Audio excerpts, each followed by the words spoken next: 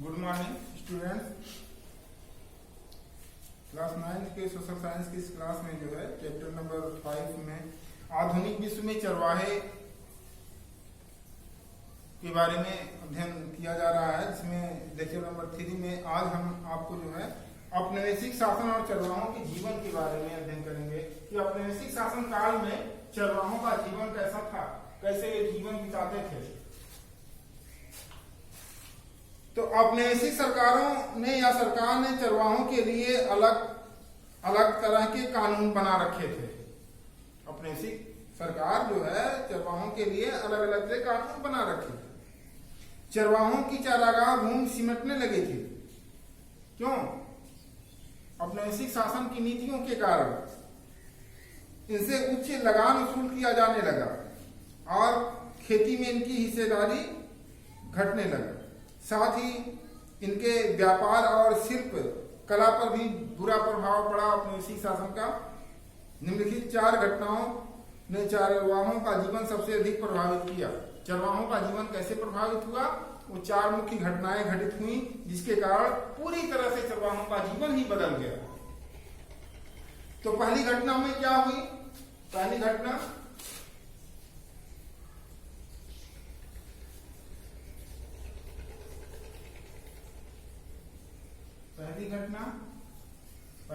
में चरवाहों का जीवन कैसे पलट गया। ब्रिटिश सरकार चरवाहों को खेती की भूमि में परिवर्तित कर देना चाहती थी, क्योंकि चरवाहे केवल अपने जानवरों को, अपने मवेशियों को जो है चारागाह में चराते थे खाली।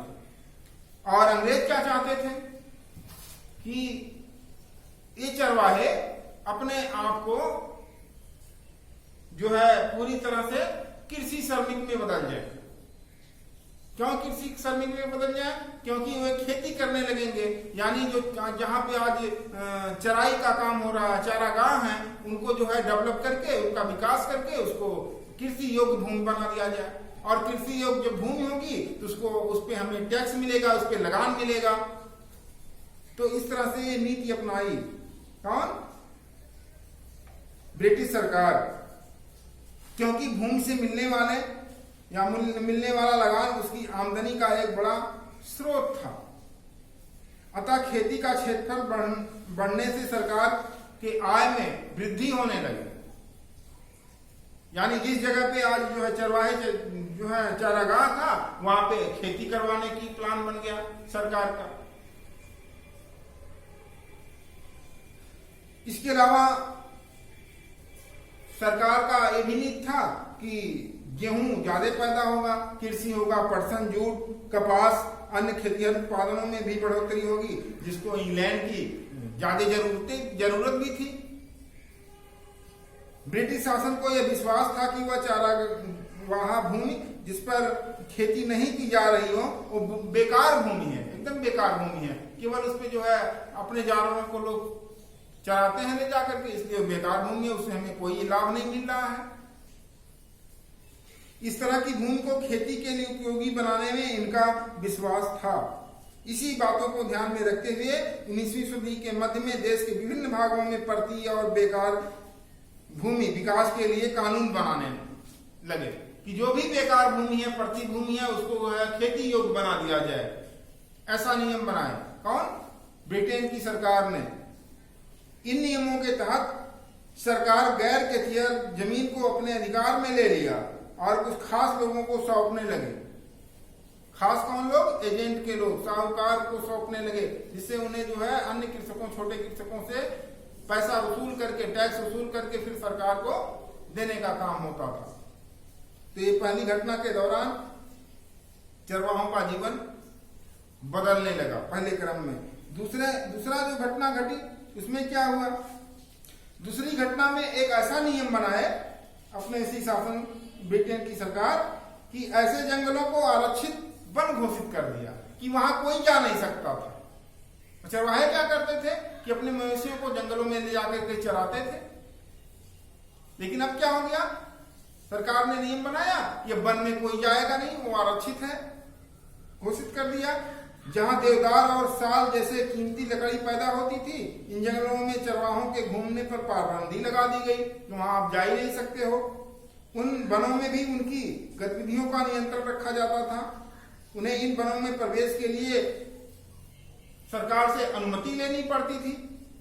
वनों में जाने व वापस आने का समय भी निश्चित कर दिया गया, कितने समय जाइए और इतने समय तक लौट आइएगा।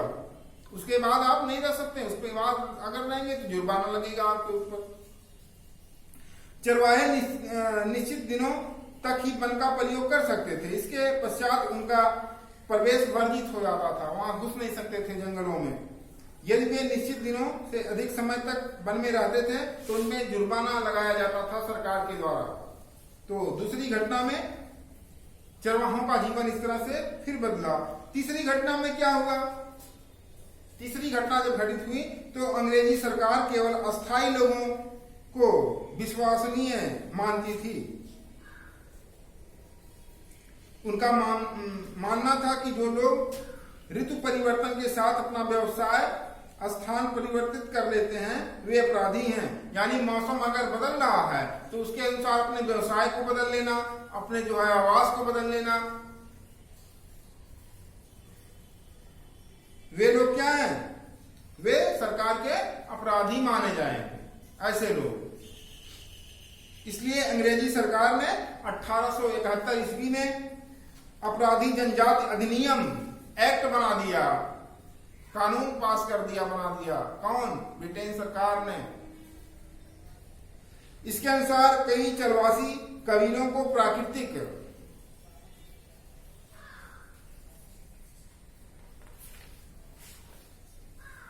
रूप से और जन्म से अपराधी मान लिया गया, क्योंकि जो कबीले नई बात मानते थे और अपने मनमर्जी का काम करते थे उन्हें अपराधी बना दिया गया, मान लिया गया, उनको जेल में डाल दिया गया, उनको प्रताड़ित किया गया